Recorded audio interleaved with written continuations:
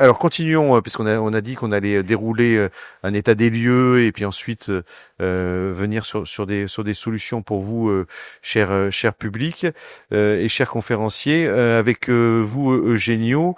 Euh, alors, vous connaissez bien le sujet parce que vous fournissez des systèmes, tout au moins sur la partie chauffage, climatisation, et pas que. Hein, vous avez d'autres systèmes. Mais quels sont les leviers d'action qui sont disponibles pour les collectivités qui nous regardent? Bonjour. C'est dans la continuité de ce que vient de dire mon prédécesseur.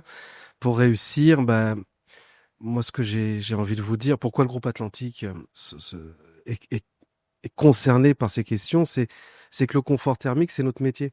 Et le confort thermique, c'est quasiment 2/3 des besoins dans un bâtiment. Donc, il était nécessaire qu'un fabricant français s'occupe de faire de ce qu'on appelle de l'éco-performance.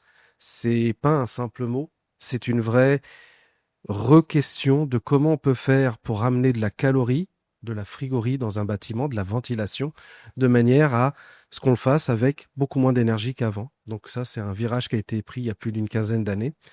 Et, euh, et moi, ce que j'aime bien dire, c'est ce que j'avais dit l'année dernière, c'est justement raisonner, si vous êtes en face de votre parc, comment je dois faire? Parce que c'est ça le sujet des gens qui nous écoutent.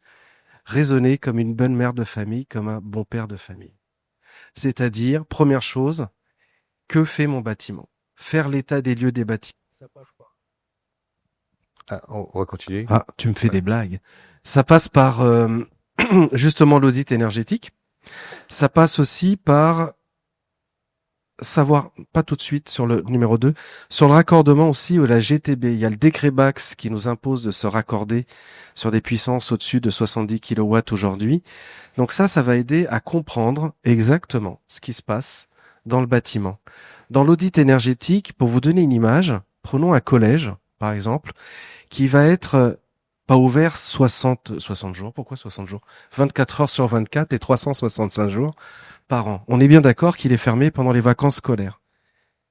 Est-ce qu'il est nécessaire de chauffer ce bâtiment pendant les vacances d'hiver à 19 degrés? Est-ce qu'on peut peut-être, merci, est-ce qu'on peut peut-être baisser la température?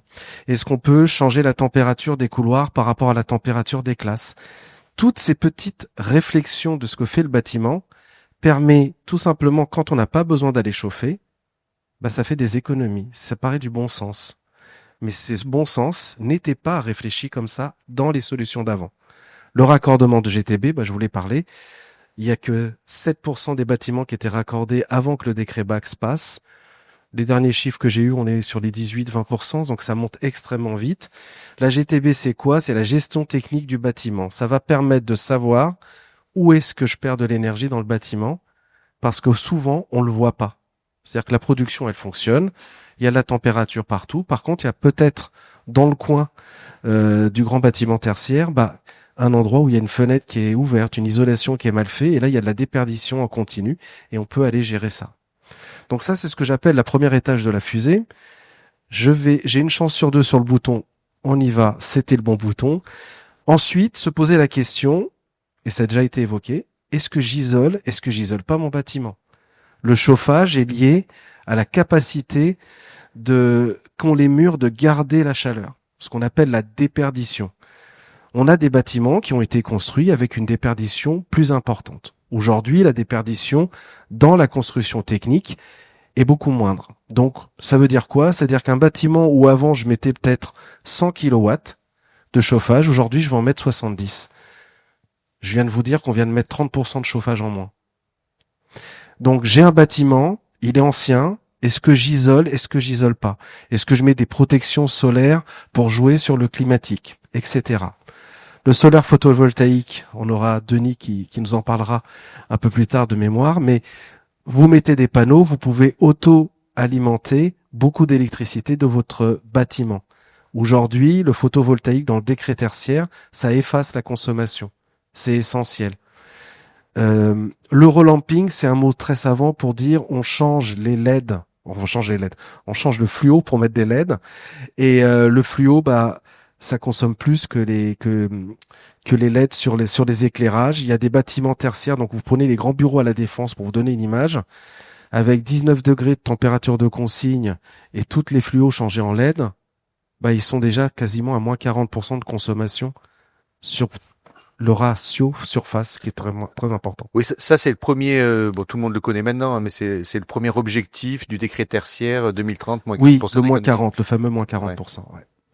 Et enfin, une fois qu'on sait ce que fait le bâtiment, comment il se comporte, qu'on a pris la décision, je rénove pas, il est temps à ce moment-là, et ça va dans le sens de ton slide, hein, de se dire, bah, que font les équipements? Est-ce que j'ai besoin ou pas de les toucher?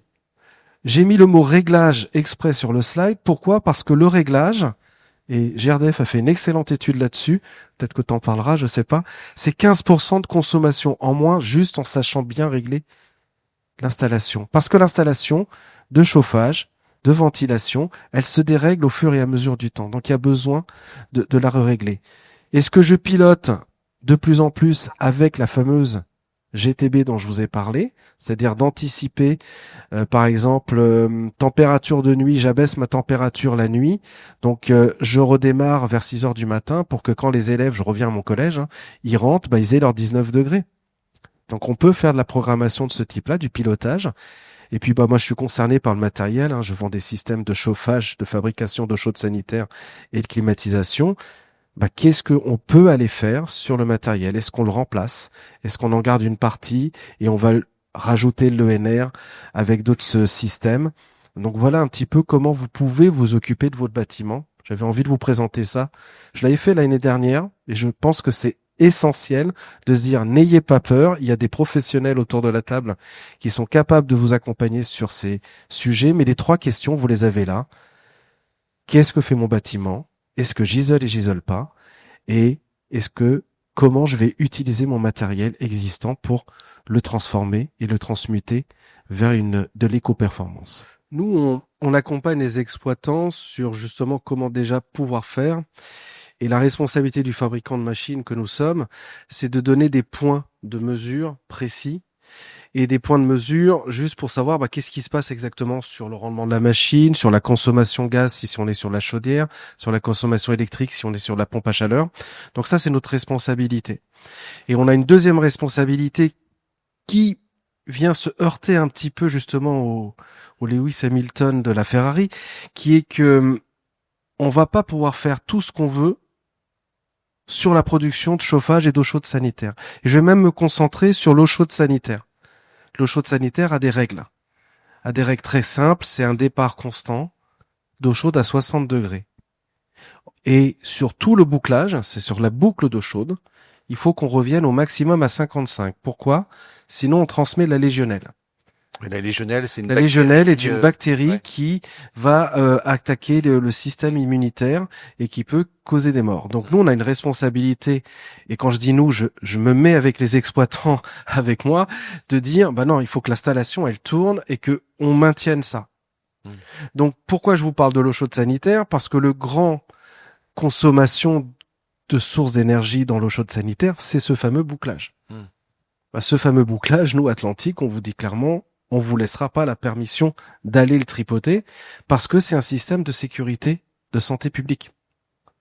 Donc, il y a besoin d'un pilote et il y a besoin de former le pilote. J'ai envie de dire ça pour résumer ma réponse. Alors, il y avait une question, tiens, j'en profite de Siliman, qui est sur le mix énergétique. Sur la partie région Île-de-France, quelle est la part d'ENR? Est-ce qu'on a une idée? On n'a pas donné le chiffre. C'est une réponse difficile. Parce que si on regarde les réseaux de chaleur urbains, ça dépend de leur part d'ENR déjà individuelle qui n'est pas la même en fonction des gisements sur lesquels ils sont fabriqués. Donc il y a, à mon sens, peut-être des estimations qui existent, mais moi j'ai pas encore vu de chiffres sortir sur cette question-là. Alors continuons. On va voir si on récupère Denis. Génio avec vous.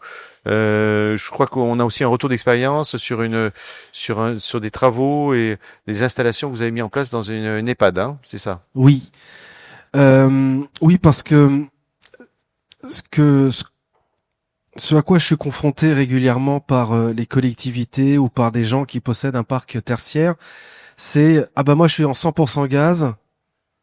Qu'est-ce que ça donne si je mets de la PAC? Qu'est-ce que ça donne si je mets du réseau de chaleur urbain? Si je fais de l'hybridation? Euh, et pour résumer, il y a environ 7 à 8 solutions techniques qui sont possibles. Je vous en ai pas fait 7 et 8, je vous en ai tiré 3. C'est-à-dire qu'on va regarder le 100% gaz, qui est ce qui représente, on va dire, la majorité des cas de figure. Double service, DS pour double service, c'est-à-dire que la chaudière, vous regardez le dessin, elle va alimenter et le chauffage et l'eau chaude sanitaire. Donc je suis allé comparer uniquement si je remplace ça par des pompes à chaleur, si je remplace ça par de l'hybridation. Et dans les coûts que je vais vous présenter, il y a le remplacement aussi des chaudières. Comme ça, on a dit, on repart à zéro dans tous les cas de figure. Et ce qui est intéressant, c'est quoi? C'est de voir que du point de vue investissement, l'hybridation ne coûte pas si cher que ça, de plus que par rapport à du 100% élec. Sachant que du 100% élec, j'ai eu des C2E et des coups de pouce C2E, parce qu'il faut savoir que le C2E est multiplié par 3 quand on enlève la chaudière gaz. Et il faut savoir aujourd'hui que depuis le 1er janvier, on a supprimé des C2E sur le comment ça s'appelle, sur les chaudières gaz. Donc, si on était sur, j'ai envie de dire, avant le 30 décembre de l'année dernière, on aurait été quasiment équivalent. Et ce qui est intéressant de voir, c'est que du point de vue exploitation, pareil, il y a des grands mythes sur, il y a 2 abonnements, il y a 2 typologies d'exploitation parce qu'il faut exploiter la pompe à chaleur, il faut exploiter la chaudière. Ben regardez, hein, les prix sont peu ou prou en exploitation par an la même chose. Peut-être Benjamin, on va mettre le plein écran. Ça m'aiderait moins Voilà. avec mes problèmes de vue. Voilà. Parce que Denis est revenu, il y a eu un problème, Denis. Hein. Vous avez eu un problème de. On va revenir à vous Oui. après. Hein. Donc j'ai fait les 2 premières lignes. Et ce qui est intéressant maintenant, c'est regardons la 3e ligne, la baisse de consommation. Bah quand on est en 100% élec, on baisse de 58% la consommation. Mais quand on est en hybridation, on baisse aussi de 45%. C'est pas mal. C'est même très bien. Si on regarde en termes d'euros gagnés par an, c'est exactement la même économie. Et le tableau que tu as présenté tout à l'heure, Daniel, l'illustrait assez parfaitement. Ouais. Ça, c'est la lecture consommation, si on veut regarder la ligne de consommation. Mais comme on regarde aussi la ligne des baisses à gaz à effet de serre, bah, il y a pas photo. Le 100% PAC est la solution qui décarbone le plus aujourd'hui. On le sait. Mais regardez l'hybridation. On divise par 3 le CO2. On le baisse de 69%, prenez le chiffre que vous voulez pour l'étude. Par contre, la dernière ligne est essentielle. Le nombre de machines utilisées pour faire la même chose. J'ai 6 packs en électricité, j'en ai que 3 en hybridation. Ça veut dire quoi? Ça veut dire que si vous cherchez à décarboner, prenez la solution rouge, parce que c'est celle qui va donner le plus de résultats. Par contre, c'est celle où vous allez consommer le plus d'électricité, parce que vous allez avoir besoin d'un appel de puissance qui est plus important sur votre réseau. Je vends, et c'est la caractéristique de la pompe à chaleur, un système qui se met à l'extérieur, un système qui prend des calories à l'extérieur. Je suis en train de mettre beaucoup plus de bruit sur mon installation que si je n'en mets beaucoup moins. Il faut le dire, ça fait partie du choix. Je mets beaucoup de poids, je suis en rénovation, une pompe à chaleur, ça pèse son poids. Donc je rajoute du poids souvent en structure, en toiture. Est-ce que ma toiture est prévue pour? C'est quoi la surface d'une pompe à chaleur Moi j'ai envie pour vous donner un résumé, avant, on vendait par rapport à une voiture, on vendait le moteur. La chaudière, c'est la taille du moteur. La pompe à chaleur, c'est la taille de la voiture. Ouais. Donc ça veut dire quoi? Ça veut dire que cette taille de voiture, en plus, il faut que je lui donne de la respiration pour que l'air y rentre. Donc sur cette installation, on était à plus de 130 mètres carrés si j'étais juste en pompe à chaleur, et je la divise par 2, parce que là il y a un rapport de 2 pour le coup, si je fais de l'hybridation. Pourquoi? Parce que la chaudière, elle reste toujours en lieu et place, et c'était la dernière phrase que je voulais vous donner sur cet exemple de l'EHPAD, c'est que là on a changé la chaudière, mais on aurait pu conserver les chaudières existantes parce qu'elles avaient encore quelques années derrière elle. Ça, c'était juste pour le périmètre équivalent de l'étude. Je pense que c'était plus honnête de le faire de ce sens-là. Donc, voilà ce qu'on peut dire. L'hybridation, ça fonctionne. Ça a des avantages. Ça a aussi un peu moins d'efficacité sur la décarbo et sur la baisse de consommation. Mais quand on fait les études, quand on étudie vraiment les choses, ce n'est pas si éloigné que ça dans la réalité. Donc c'est une question de choix. Moi je vous dis toujours, revenez à votre parc. Je dois faire un mix entre combien ça me coûte, combien je récupère. Et là, qu'est-ce que je peux faire? Imaginons que je n'ai pas la place de mettre 6 packs. Je vais au bout avec le projet en 6 packs? Non, il va falloir que je trouve une autre solution. Donc, j'aime bien démystifier cette histoire de la pompe à chaleur parce que c'est la solution qui a été poussée par les pouvoirs publics, clairement. Le non au fossile, non au fossile, non au fossile. Le fossile, ça décarbone aussi. Je laisserai Daniel, je pense qu'il aura d'autres exemples là-dessus. Et ça baisse aussi les consommations. Donc voilà, je voulais mettre juste ça en perspective sur un EHPAD de 80 lits qui est la taille moyenne en France des EHPAD. Donc sur le secteur de la santé, je suis sorti exprès des pouvoirs publics et des administrations pour donner un autre exemple parce qu'il y a des gens dans le tertiaire. Il y a l'hôtellerie qui a aussi des particularités. On a la santé, là c'est les EHPAD, mais vous allez sur un hôpital qui a des mégawatts installés. C'est pas des kilowatts, c'est des mégawatts. Autant vous dire que là, c'est des stades de foot qu'il va falloir mettre à côté si on voulait faire que de la PAC. Pour répondre à ta question que tu m'as pas posée du coup. Donc là, il faudra un peu de surface. Exactement. Daniel, oui, pour non, j'avais juste une question, c'est quel est le montant du coup de pouce pour qu'on voit un peu les enjeux d'investissement entre les solutions parce que ça fausse un peu et comme on voit qu'on est sur des sujets d'évolution de l'accompagnement des pouvoirs publics parce qu'il y a des contraintes budgétaires, qu'on se rende compte aussi potentiellement demain s'il y a des impacts là-dessus. Le coup de pouce, c'était autour des 35 000 euros, il me semble, sur cette installation. Parce que sur la partie, sur quelle partie sur le montant que vous avez eu sur la pompe à chaleur, ouais. Vous aviez une déduction de 30 000 euros sur le matériel. C'est-à-dire que l'installation, même un peu plus, elle aurait été autour des 180 000, plus cher évidemment. C'est grâce au coup de pouce qu'elle est en dessous de l'hybridation. Qui n'a aucune aide pour le coup. Enfin, la petite aide. Et ça peut évoluer effectivement. Là. Ouais. Il y a C2E déduit sur l'hybridation parce que je vais anticiper la question qui peut arriver tout de suite. Comme il y a de la PAC dans l'hybridation, il y a un petit coup de pouce, il y a un C2E qui est là. Ouais. Mais le coup de pouce, c'est quand on enlève 100% de fossile, là on multiplie par 3. Oui. Donc il y a aussi un rapport de 3 rien que sur les C2E en faveur du 100% élect dans les financements. En sachant qu'on peut passer à du 100% ENR également en hybride, si sur la partie gaz, on consomme du contrat gaz vert. Mais ce qui aujourd'hui n'est pas reconnu dans les dispositifs de soutien parce qu'on estime qu'il n'y a pas assez de production de gaz renouvelable à l'échelle nationale.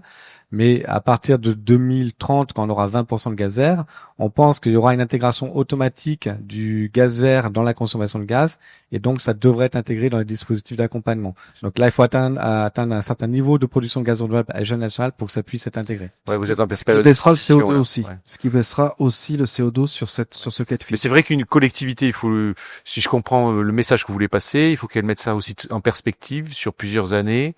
Et donc avoir une stratégie, comment je vais être résilient face à une production d'électricité, face à du gaz vert qui va arriver. Donc tout ça, il faut qu'elle ait cette réflexion globale. Oui, et puis quel est l'impact du choix que je vais faire en termes de technologie? Parce qu'il peut être guidé par des financements publics, il peut être guidé par nous décidons que dans notre ville c'est zéro fossile.